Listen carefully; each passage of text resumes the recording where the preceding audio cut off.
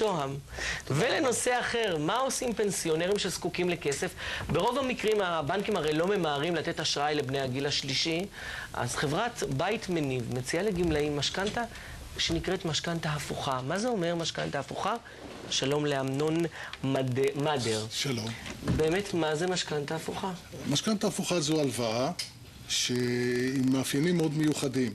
היא ניתנת אך ורק לאנשים מבוגרים, 60 ומעלה, 60, 70, 80 ומעלה, והיא ניתנת אך ורק כנגד משכון דירת המגורים כבטוחה. זאת אומרת, דירת המגורים משמשת כבטוחה היחידה למתן ההלוואה. זאת אומרת, אתה אומר פנסיונר, הרי בגיל 60 חי מפנסיה די נמוכה, לא תהיה לו הכנסה, ואתה אומר, אם הוא רוצה כסף, שיהיה לו כסף נזיל, הוא יכול לקבל מהבנק, אני מבין נכון? הבנתי נכון? הבנת נכון, הוא יכול לקבל מבית מניב הלוואה שעומדת אך ורק מול דירת המגורים, והיפה בעניין שזו הלוואה שאין לה תשלומים חודשיים שוטפים.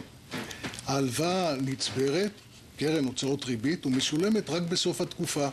ומהי סוף התקופה? כשהאיש עוזב את ביתו, או שהוא רוצה לשלם מכל סיבה שלא תהיה. עכשיו, אנחנו לא בוחנים לא את מצבו הכספי של האיש, לא את כושר ההחזר שלו. מספיק שיש לו דירה. מספיק שיש לו דירה. עכשיו, בעצם הדירה היא מהווה חיסכון סמוי שנצבר בקירות. ואנחנו לא נוהגים להסתכל על זה ככה, אנחנו רואים את הקירות כמקום המגורים שלנו. ואנחנו מאפשרים לאיש להמשיך לגור, להחזיק בדירה בבעלות מלאה על הדירה, כאשר הוא גם יכול להנזיל את קירות הבית שלו. ולהשתמש בחיסכון הסמוי. בוא נעשה את זה יותר פשוט כדי שכולם יבינו, כי כשאני הבנתי עליכם זה היה נראה לי יותר מדי טוב כדי להאמין, זה נשמע הרי לא אמיתי. אתם בעצם מעריכים, בא אליכם בן אדם כזה פנסיונר, ואתם בעצם מעריכים את שווי הבית שלו, ונותנים לו הלוואה של אחוז מסוים, נכון? כמה? נכון. אנחנו שולחים שמאי שמעריך את שווי הבית, וככל שהאיש מבוגר יותר, הוא יכול לקבל הלוואה גדולה יותר, שהיא באמת מהווה אחוז משווי דירת המגורים. שיכולה להגיע לאיזה אחוז? 50%. 50% משווי הבית. 50% משווי הבית. בן אדם צעיר יותר יקבל פחות, בסביבות ה-15%. אני יכול רק לומר שבממוצע, בסביבות ה-30-35%, אלה הסכומים משווי הבית, אלה הסכומים שאנחנו נותנים. אז בוא נעשה דוגמה פשוטה. באתם אליי, הבית שלי פחות או יותר השמיים מעריך שהוא שווה 1,000,000 שקל.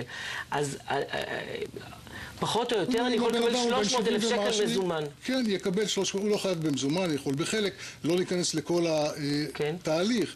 אבל בעיקרון אנחנו בהחלט מאפשרים זרם תשלומים או זרם כספי חדש שלא היה עד עכשיו בידיו של הגמלאי. ואתם מחזירים את זה רק אם עברתי לאיזשהו מוסד, נכון? לא, בית אבות, אם הוא רוצה למכור את הבית? הלקוח מחזיר, כל עוד הלקוח נמצא בביתו, הוא לא חייב להחזיר כלום. וההלוואה צומחת, זה נכון, אבל הכסף שנמצא בידיו של האיש מאפשר לו לשפר או לשמר את איכות החיים שלו. בדיוק, בינתיים הוא יכול לחיות עם הכסף. כי הרי בסך הכל העלייה בתוחלת החיים יוצרת סיכון כלכלי. אנחנו מאריכים חיים. נכון. והצרכים שלנו עולים, ההכנסות שלנו קטנות, וזה נכון יהיה ובהחלט לגיטימי לבוא ולראות את כל פורטפוליו הנכסים שלנו, גם הלא נזילים, כנכסים שמהם אנחנו יכולים לחיות טוב יותר. באמת לחיות טוב יותר. אנחנו חייבים לסיים, אבל אז תקצר, כי יש לי שאלה שנורא חשובה לי. מותר לי להחזיר, לא יודע, פתאום הבן שלי מביא לי מענק, אז מותר לי להחזיר את זה? לא רק שמותר, אתה תמיד יכול להחזיר ללא שום קנס. מעולה. מתי שאתה רוצה, אתה יכול להחזיר את הכסף ללא קנס. ואתם נקראים בית מניב. בית מניב, נכון. אמנון מדר, תודה רבה. תודה רבה לך. סליחה.